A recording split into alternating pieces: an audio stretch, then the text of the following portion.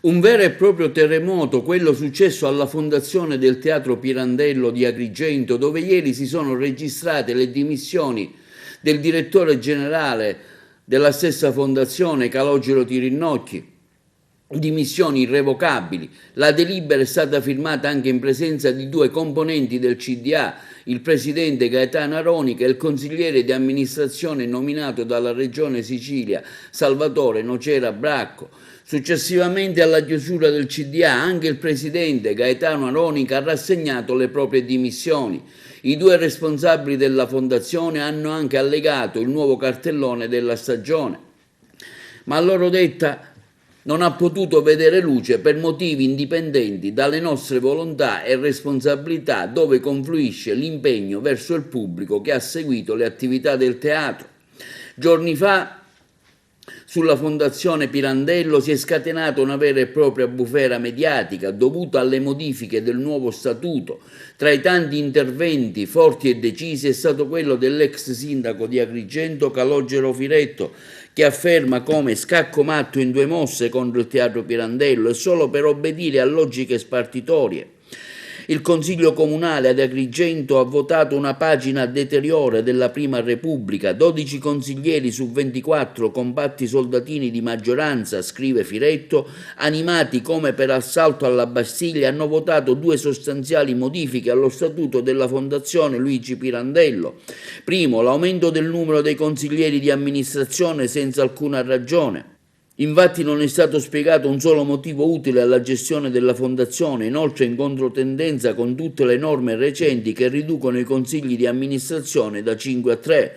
Secondo punto, delineato da Firetto, hanno tolto alla fondazione il personale comunale e i fondi comunali, addossando altri costi alla fondazione. Due interventi, per detta di Firetto, inutili e costosi che porteranno a discussioni partigiane su chi dovrà mettere le mani sulla fondazione e alla riduzione della qualità degli spettacoli. Due modifiche, continua Firetto, apportate da soggetti che in effetti non abbiano mai visto a teatro e che intervengono su qualcosa di cui non conoscono le dinamiche, né i profondi cambiamenti apportati, né il risanamento attuato da persone dall'orizzonte di buon orizzonte morale, persone che hanno portato il teatro fuori dagli scandali, dal default, dalle chiacchiere, per riportarlo nei canoni della cultura e con i conti in attivo. Per fare quadrare il bilancio, continua l'ex sindaco, d'ora in poi si dovrà ricorrere a spettacoli di provincia o sperare nelle regalie di mamma regione. Cambia radicalmente la storia del Teatro Pirandello di Agrigento, si fa piombare la città indietro di 30 anni, anche sotto il profilo della cultura. Nel mio intervento, continua l'ex sindaco, ho fatto rilevare in Consiglio Comunale che tutte le criticità che avevamo sollevate sono rimaste intatte nonostante i vari emendamenti che hanno la caratteristica soltanto dell'opposizione di tante impronte digitali. Torna opportunamente il CDA, un membro indicato dalla Regione, ma per tutto il resto non cambia la sostanza.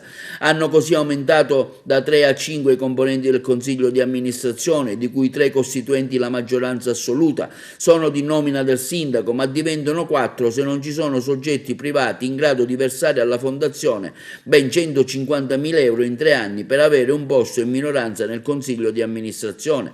Una barzelletta, continua Firetto. Facciamo due conti: se 3, anzi 4 uomini con le stesse caratteristiche e in linea col sindaco voteranno a maggioranza, il teatro viene consegnato al sindaco o a chi per lui. Si conferma il rimborso spese moltiplicato per i 5 componenti, ma soprattutto alla fondazione sono stati tagliati i fondi e deve farsi carico di tutto, anche del personale. I consiglieri erano soddisfatti di avere sparato alle gambe del Teatro Pirandello, dicono che adesso dovrà imparare a camminare da sola, sarà finalmente autonoma. Tutto questo è grottesco per l'ex sindaco di Agrigento. Non sanno che per fare un buon teatro occorre rendere difficile la vita a chi la vuole lottizzare.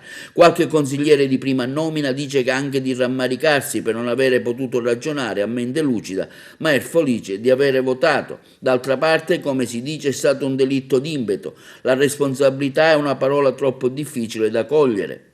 Ho sollevato un problema di legittimità del voto del Consiglio Comunale. Pensano, dice Firetto, di averle fatta franca, ma c'è un pubblico che ama profondamente il teatro e che quando diluvia non teme di bagnarsi i piedi. Dico a loro, conclude Firetto, che meritano un liete fine. La storia non è ancora finita, il teatro riuscirà a liberarsi di questi giochetti e potrà continuare a fare cultura.